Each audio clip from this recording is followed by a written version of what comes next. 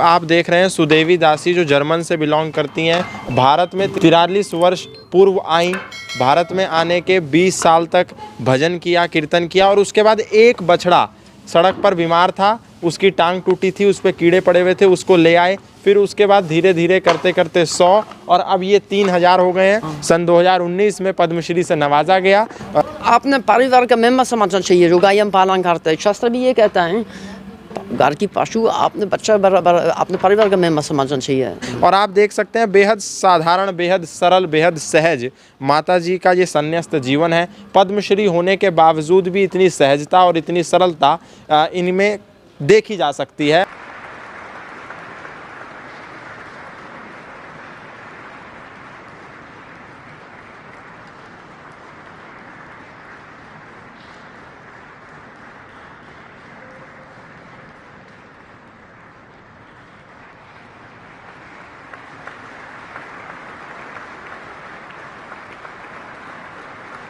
आप पीछे देखेंगे पूरी चारों तरफ गौशाला है और चारों तरफ गायें हैं। किसी का प्लास्टर लगा हुआ है, किसी के पैर में चोट है।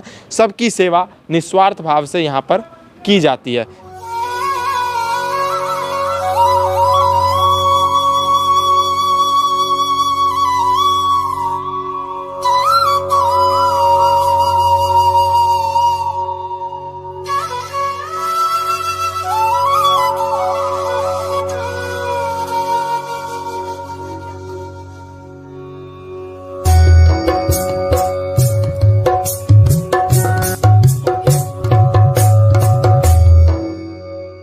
नमस्कार दोस्तों, मेरा नाम है गौतम और इस वक्त मैं मौजूद हूँ वृंदावन में। वृंदावन में आपको विभिन्न प्रकार के साधु, संत, महात्मा, तपस्वी, साधकों के साथ संवाद श्रृंखलाएं दिखाता हूँ। आज उसी श्रृंखला में हमारे साथ एक जर्मनी की महिला है और कोई सामान्य महिला नहीं है, बहुत असामान्य महिला है। बड़ा कीर्तिमान रचा है और पद्मश्री से नवाजा गया है। बहुत बहुत स्वागत है माता जी आपका। धन्यवाद। माता जी, आपका नाम सुदेवी दासी है। जैसे जब आपको पद्मश्री मिला तो पूरे देश ने जाना कि एक सुदेवी दासी नाम की महिला को पद्मश्री मिला, लेकिन क्योंकि आपका बैकग्राउंड जर्मन से है तो क्या वैसे नाम क्या है विशेष पहले वाला? पहले जर्मनी का जो नाम जाना में मिल रहा है वो फ्रीडरिक इरीना ब्रुनिंग। काफ़ी लंबा चौड़ा नाम है, काफ़ी टिपिकल नेम है, लेकिन सुदेवी दासी जो भारतीय नाम है वो बड़ा सरल नाम है। तो सुदेवी दासी नाम कब मिला आपको? वो गुरु महाराज दिया, जब दीक्षा ले लिया तब मिला। तो भारत में सुदेवी दासी जी आप कब आए? मैं 43 साल पहले आए। तो क्या सोच के आए थे आप जब भारत आए? भारत जर्मनी से आप बिलोंग करते हैं। तब तो केवल घूमने के लिए आए, दुनिया देखने के लिए और purpose of life, in search of purpose of life. Bhagavad Gita मिला बाय चांस। भगवद गीता पढ़ के बहुत प्रश्न जो जवान उम्र में सभी सोचते काय को जन्म ले लिया, भगवान क्या है, जीव क्या है, जीवन में काय को जी रही है, जीवन काय को जी रही है। तो वो सबका प्रश्न का जवाब मिला। तो ये भी समझ लिया बिना गुरु भगवान प्राप्त नहीं होता। तो गुरु का खोज में यहीं पहुंच गया। अच्छा। यहाँ मंत्र दीक्षा ले लिया। गुरु महाराज को आज्ञा का अनुसार भजन खाने लगे। भजन सारान पूजा पाठ परिक्रमा मंत्र जाप और ऐसे 20 साल बीत के राधा कुंड में बाबा जी के रूप में, साधु का रूप में रहने के बाद फिर एक बच्चा मिला रोड में, पाम टूटा, कीड़ा पड़ गया। तो वो केस सबसे पहले केस था। फिर इसे और उतरते रहा रोड से, नंबर बढ़ गया। तो उसी समय में राधा कुंड गाँव में रहता था, वहाँ मैंने करीब 30-40 इकट्ठा कर दिया और फुल हो गया, जगह नहीं था जैसा अभी ये जगह है। और फिर मैंने यहाँ 1 बीघा ले लिया किराए से, हम शिफ्ट हो गया, यही रहने लगे। यहाँ भी बढ़ते फिर किराए से और ले लिया, फिर आगे पीछे भी ले लिया और नंबर बढ़ते रहता है। जब 100 हो गया तो मैं सोचा 100 से ज़्यादा नहीं होने देंगे, क्योंकि पैसा भी बहुत खर्च हो रही है। मेहनत कौन करेगा इतनी? पहले तो शुरू में मैं सब कुछ करता था, सब हर एक काम खुद करता था, दवाई तक, गोबर तक। अब करीब 3000 हो गया और जगह इतना ओवर क्राउडेड है। अब करीब 10,000 तो मैंने सही करके दूसरा गौशाला बेच दिया परसाना। कम से कम 10,000 सही हो गया। अब बीमारन, कमजोरन, विकलांग तो हम रखते हैं, जो सही हो जाता, तंदुरुस्त हो जाता, बड़ा हो जाता, इनको दूसरे जगह में 10,000 या कैसे घुसा सकता? 3,000 का जगह कम है। 10,000 अब मजबूरी से बेचना पड़ता है, तो केवल गौशाला में देते हैं, जो सेवादार गौशाला। तो इन 3,000 के अतिरिक्त 10,000 ठीक होकर के सही गौशालाओं में जा चुके हैं। तो माता जी कैसे विचार आया कि इस तरीके की गौशाला शुरू की जाए? ये कोई विचार नहीं था गौशाला शुरू करने का, केवल ये एक आध बच्चा दुख मिटाने का विचार था, जो मेरा दरवाजा में आता या मेरा रोड में पड़ा हुआ मिलता। अब ये दया के बाप से चालू हो गया और दया के बाप से बढ़ गया, और अभी इस बाप से चलता। नहीं तो मैं तो भजन करने के लिए आई, और ये सारा जो मेला यहाँ 130 आदमी दिन भर दौड़ना बोलना काम कराना, बहुत खरा काम है। ये नहीं कि आप आराम से बेहतर आओ भजन कर दे या किताब देख ले या ग्रंथ कुछ भी है, या तो दिन भर लगना पड़ता, तभी काम सही होगा। और तभी मुश्किल है सही है कि जगह की कमी की वजह से आजकल। तो ये सारी जितनी गायें सब विकलांग और बीमार है? आरा तो सही है। अच्छा। और आरा दवाई वो है जो जिसका दवाई चल रही है और जो सही हो गया, और अभी भी कुछ लंगड़ा सा रह गया, मतलब बिल्कुल 100% सही नहीं हो पाए। वो सब यहाँ है, जो 100% सही नहीं है वो सब है यहाँ। विकलांग हम देता नहीं कही है। विकलांग तो सब ये बढ़ते रहते हैं, इनका नंबर बढ़ता रहता है, क्योंकि आते रहते हैं, और ये हम दे नहीं सकते कहीं, और यही बात सही है, और कहीं नहीं बढ़ सकता, क्योंकि इनको स्पेशल ध्यान देना पड़ता है, स्पेशली ध्यान देना पड़ता है। अच्छा माता जी, अब जो आपके माता पिता होंगे, जब आप छोड़कर आए थे देश अपना, तो उनको थोड़ा आपके दोस्त होंगे, जो मित्र होंगे, आपके परिवार के पारिवारिक लोग होंगे, उनको तो सुन के बड़ा अजीब लगता होगा कि आप सुदेवी दासी बन करके और गाय की सेवा कर रहे हैं, गोबर उठाना, उनकी मरम पट्टी करना, ये सब काम कर रहे हैं आप। माता पिता तो खुश नहीं था शुरू में, लेकिन फिर बाद में यहाँ भी आए और देखा है क्या काम, कौन सी काम हो रही, कैसे हो रही, क्यों, तो फिर समझ में आए इनको हम क्यों करता, और फिर बोला ना कुछ, फिर अच्छा लगा। और मेरा माँ तो बहुत साल पहले चले गया, लेकिन पिताजी जो जिन्न थे, जब मैं पद्मश्री मिल गया जिन्न थे, और बड़ा खुश हो गया। अच्छा, जब पद्मश्री मिला खुश हुए? तुमको रोकना कोशिश किया, अब तुम तो ये इतना बड़ा इनाम मिल गया, तो बहुत अच्छा बात है। अच्छा, खुश हो गया। तो अच्छा, आप कितने वर्ष की उम्र में आए थे? मैं पहले बार तो इंडिया में 19 साल की उम्र में आया। 19 साल की उम्र में आए आप, जब बहुत नौजवान थे। अब आपकी लगभग 63 साल उम्र हो रही है। तो उस 19 साल से पहले का जीवन और 63 से बाद का जीवन, मतलब एक भक्तिमय जीवन जो है आपका, वो शुरू होने से पहला और बाद में क्या अंतर आया जीवन में? अब पहले तो मेरे कोई ज्ञान नहीं था, अब ज्ञान तो कुछ सोच रही मैं प्राप्त हो गया, लग रहा है इसे तो बहुत अंतर लग रही है। अब अज्ञान मैंने कुछ जानता नहीं, कुछ समझता नहीं है, और बाद में ज्ञान प्राप्त हो गया तो बहुत अंतर है। हाँ। जो व्यक्ति मैं था यहाँ आने से पहले, वो जो व्यक्ति मैं अभी हूँ दूसरा जन्म जैसी है।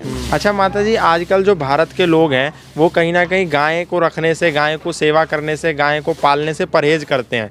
तो ये गाय का क्या महत्व है? क्योंकि आपको तो इतने साल हो गए इसकी सेवा करते हुए, लगभग 20 साल से ज़्यादा हो गए होंगे गौ सेवा करते हुए, तो आप 25 साल हो गए, 25-30 साल हो गए, और इसी गौ सेवा के आधार पर आपको भारत का 4थे नंबर का पुरस्कार पद्मश्री भी मिल गया। तो क्या गाय का महत्व क्या है ये एक तो है भगवान स्वयं इनको सेवा करते थे, इनको चराने के लिए जाता हम, और फिर शास्त्र ये भी कहता सब देवता गाय के रूप में वास करते हैं, लेकिन अंदर जो भाव इनकी तरफ है वो तो अलग है। अब किसी से क्यों प्यार करता, इसका क्या कारण है मालूम नहीं है। अब मैं प्यार करता इनसे, अब मैं क्यों प्यार करता ये तो मैं आपको नहीं बता सकता है। मैं तो सोच रही यदि गाय का सेवा करता निस्वार्थ, अब दूध के लिए तो सभी करता, लेकिन अपना मतलब निकालता, पैसा कमाता या अपने पेट भरने के लिए, निस्वार्थ गाय का सेवा करता, वो फिर भजन करने का जरूरत नहीं है या कम, क्योंकि भगवान अपना आप इस व्यक्ति को देखेंगे।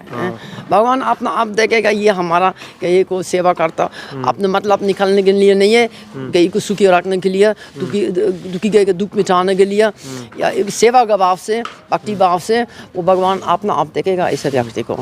ये जरूरत नहीं है हमें भगवान बुलाना पुकारना है, भजन में बैठना, ये जरूरत नहीं पड़ेगा, फिर भगवान अपना आप आएगा।